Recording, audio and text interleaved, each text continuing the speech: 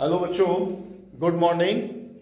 आज हम फिजिक्स का लेक्चर शुरू करते हैं। इसमें आज हमारा टॉपिक है टोरॉइड के कारण चुंबकीय क्षेत्र। अभी बात आती है टोरॉइड क्या होती है। जैसे हमने परिनालिका पढ़ी। परिनालिका क्या थी हमारी, एक कार्डबोर्ड या लकड़ी या कागज के नलिका लेते थे, खोखली नलिका, उस पर तांबे के विद्युत रूप तार के बहुत सारे फेरे लपेट देते थे। ये हम क्या बनाते थे, परिनालिका बनाते थे। कैसे, मतलब जैसे ये हमारा कागज है, ये कागज की हमने एक नलिका ले ली, ठीक है, पतली नलिका, एक तो थोड़ी हमने मोटी बनाई, इसके ऊपर तांबे के बहुत सारे तार के बहुत सारे फेरे लगा दिए, तो इसको हम परिनालिका कहते हैं। और परिनालिका में जब विद्युत धारा प्रवाहित करते हैं तो इसके अंदर चुंबकीय क्षेत्र स्थापित हो जाता है। परिनालिका के बाहर चुंबकीय शून्य था, वो हमने निकाले, कल डिस्कस किया था इसके बारे में। अब हम बात करते हैं टोरॉइड के कारण चुंबकीय क्षेत्र। सबसे पहले हम बात करते हैं टोरॉइड किसे कहते हैं। अगर आप परिनालिका, जो हमारी परिनालिका है, उस परिनालिका को वृत्त के रूप में मोड़ दो, यानी कि वृत्त के रूप में मोड़ दे, तो उस परिनालिका को हम टोरॉइड कहते हैं। जैसे ये हमारी एक परिनालिका थी और परिनालिका को हमने इसको वृत्त के रूप में मोड़ दिया, ये हमने वृत्त के रूप में मोड़ दिया, ठीक है। ये इस पर तांबे के विद्युत रूप तार के बहुत सारे ये फेरे लपेटे गए हैं।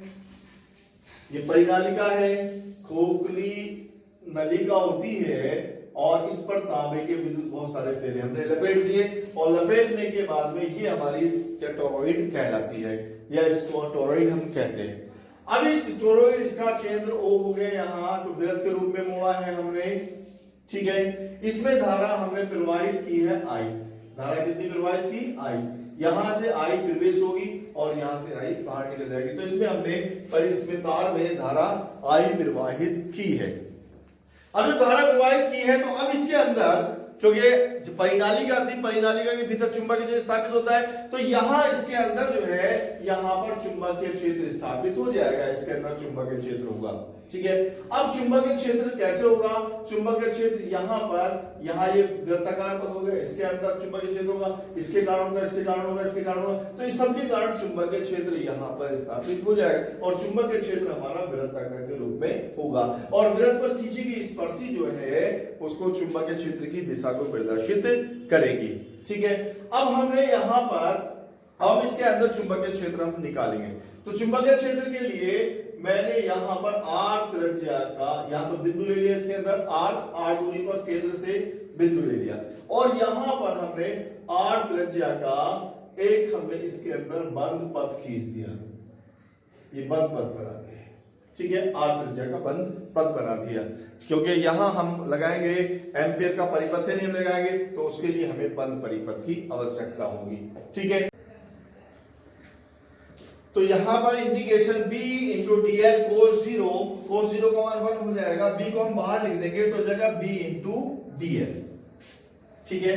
अब आप जानते हैं कि इंटीग्रेशन, चूंकि integration dl is equal to 2 pi r, पूरी लंबाई परिधि कितनी हो जाएगी इसकी, 2 पाई r, तो यहां इसकी जगह रख देंगे 2 पाई r, तो ये हमारा हो जाएगा integration b dot dl is equal to b into 2 pi r। समीकरण नंबर 2 हो गई, ठीक है। अब समीकरण नंबर 1 और 2 की आप तुलना कर दें। समीकरण नंबर 1 ये है और 2 ये है, इनकी लेफ्ट साइड बराबर तो राइट साइड बराबर होगी, तो 1 और 2 की तुलना से, समीकरण 1 और 2 की तुलना से, तो दोनों की तुलना कर देते हैं हम। यहां लिखता हूं मैं समीकरण 1 तथा 2 की तुलना से, 2 की तुलना करने पर, ठीक है। अब आप तुलना करेंगे समीकरण 1 और 2 की, तो यहां b इंटू 2 पाई r है और यहां ये b into 2 pi r is equal to mu naught n into 2 pi r i, 2 pi r i, okay. अब यहां से 2 पाई r को यहां से डिवाइड कट गया, तो यहां बचा b बराबर mu naught n i, b बराबर mu naught n i, okay. तो ये हमारा फार्मूला हो गया टोरॉइड के अंदर चुंबकीय क्षेत्र b बराबर mu naught n i, okay. अब दूसरी चीज आती है कि अगर हमारा ये n का मान n बराबर, अगर कुल फेरों की संख्या n हो कैपिटल, कुल फेरों की संख्या अगर मैं निकालू कुल फेरों की संख्या कैपिटल n माने, कुल फेरों की संख्या कितनी माने हम कैपिटल n, तो ये जब n बराबर हो जाएगा हमारा स्मॉल n बराबर n अपॉन 2 पाई r, ठीक है। या n की जगह हम इसमें n की जगह हम रखते हैं n अपॉन 2 पाई r, तो जब हम ये रखेंगे तो b बराबर हमारा आ जाएगा b बराबर mu naught n upon 2 pi r into i, ये तो हो जाएगा, ठीक है। अब यहां देख रहे हैं b बराबर mu naught upon 2 pi n i upon r, तो यहां से आ गया beta proportional b proportional to n और b proportional to 1 upon r, यानी कि चुंबकीय क्षेत्र जो होगा टोरॉइड में फेरों की संख्या के अनुक्रमानुपाती होगा। फेरों की संख्या ज्यादा होगी तो चुंबकीय क्षेत्र ज्यादा होगा, और फेरों की संख्या कम होगी तो कम होगा, और इसकी त्रिज्या के व्युत्क्रमानुपाती होता है, यानी कि अगर इसकी त्रिज्या जितनी बड़ी होगी उतना ही चुंबकीय क्षेत्र के पर कम होगा, ठीक है। इसके बाद हम देखते हैं इसके अंदर चुंबकीय क्षेत्र कितना होगा, बाहर कितना होगा, ठीक है।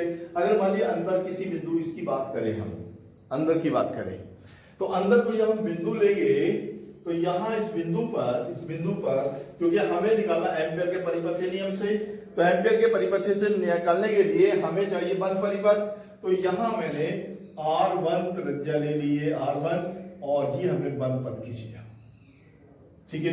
अभी बंद पथ खींच लिया, इसके अंदर तो कोई धारा प्रवाहित है ही नहीं, इस बंद पथ में तो कोई धारा है ही नहीं, और जब धारा नहीं है इससे संबंधित तो यहाँ पर b बराबर म्यू नॉट i बराबर 0 हो जाएगा, b डॉट dl बराबर 0, यानी कि इंटीग्रेशन b डॉट dl बराबर होता है म्यू नॉट i होता है, और i कितना हो गया 0, ये हमारा हो गया 0, तो कितना होगा 0 इंटीग्रेशन b डॉट dl भी 0 हो गया, और b डॉट dl तो 0 होगा नहीं, तो b 0 हो जाएगा, तो b बराबर 0, तो चुंबकीय क्षेत्र अंदर कितना होगा 0 होगा।